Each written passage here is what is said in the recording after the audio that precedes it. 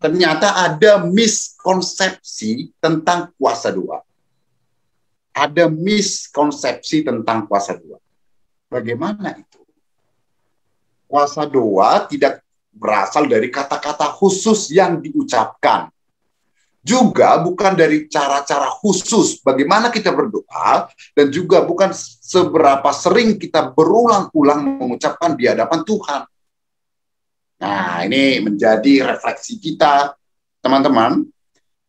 Apakah kita selama ini berdoa menurut ada istiadatnya kah? Atau misalnya kita berdoa menurut tata cara aturan yang sudah baku, atau bagaimana? Atau memang kita berdoa menurut hati yang tulus, hati yang benar.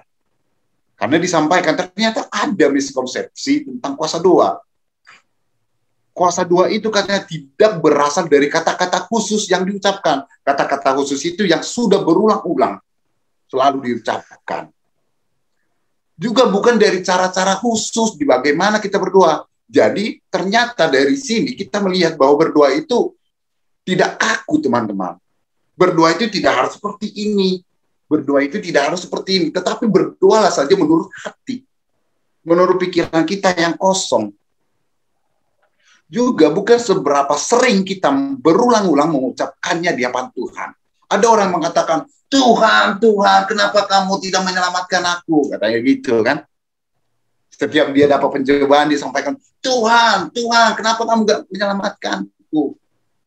Dia selalu sering ada baca-baca, selalu sering mengucapkan Tuhan, Tuhan. Bahkan saya sebenarnya dulu seperti itu. Dulu saya di dalam perjalanan hidup, ya sering juga. Bahkan saya dengan naifnya menulis doa saya tuliskan, kita diganggu dengan pikiran kita dibangun oleh pikiran kita. Saya pikir gini, wah saya harus berdoa nih. Kenapa ya? Selalu saja apa yang saya minta itu gak pernah dikabulkan oleh Tuhan. Terus kenapa ya saya selalu aja mendapatkan pencobaan-pencobaan yang membuat saya sedih, yang membuat saya jatuh. Akhirnya bagaimana, teman-teman? Saya masuk nih di dalam miskonsepsi tentang kuasa doa ini. Saya pernah di 2020 atau 2019 itu, saya pernah menulis doa saya. Saya tulis doanya, tulis dengan lengkap. Setelah saya tulis, teman-teman, saya seperti orang yang mencari-cari nama, yang mencoba supaya dilihat orang seperti orang yang beriman ya. Tapi bukan itu sebenarnya.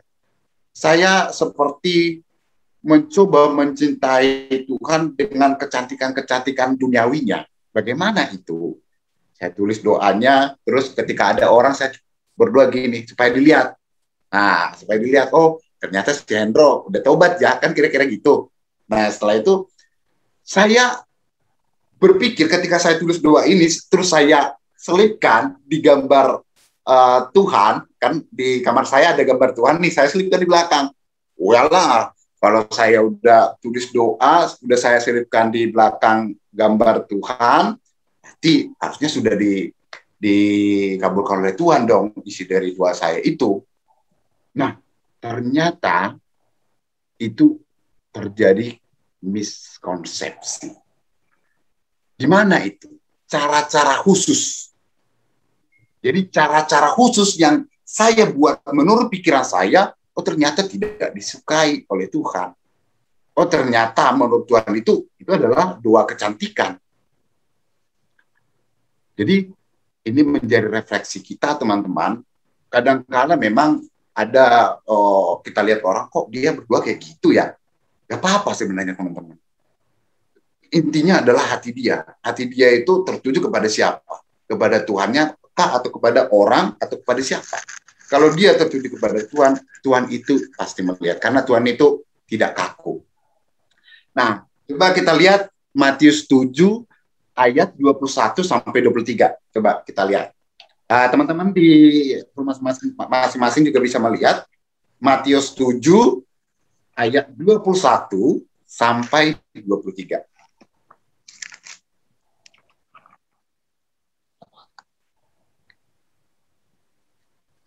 Oke, coba baca, kasihan. Oke. Matius 7 ayat 21 sampai 23.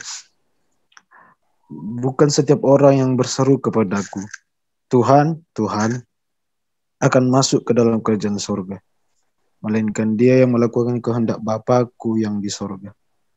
Pada hari terakhir banyak orang akan berseru kepadaku, Tuhan, Tuhan, bukankah kami bernubuat demi namamu, dan mengusir setan demi namamu, dan mengadakan banyak mujizat demi namamu juga? Pada waktu itulah aku akan berterus terang kepada mereka dan berkata, aku tidak pernah mengenal kamu. Hanyalah daripadaku, kamu sekalian pembuat kejahatan. Amin. Puji Tuhan, luar biasa. Terima kasih, Laiku. Ya, Matius 7 ayat 21 sampai 23 dengan jelas mengatakan, bukan setiap orang yang berseru kepada Tuhan, Tuhan. Bukankah kami, apa tadi?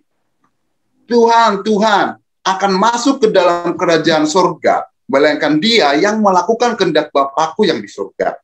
Lalu, pada hari terakhir, banyak orang yang akan berseru kepadaku, Tuhan, Tuhan, bukankah kami bernubuat demi namamu, dan mengusir setan dengan namamu, dan mengadakan banyak mujizat demi namamu? Lalu Tuhan menjawab, pada waktu itu, akan berterus terang kepada mereka dan berkata, aku tidak pernah mengenal kamu, penyalah daripadaku, kamu sekalian pembuat kejahatan. Sebenarnya, apa yang menjadi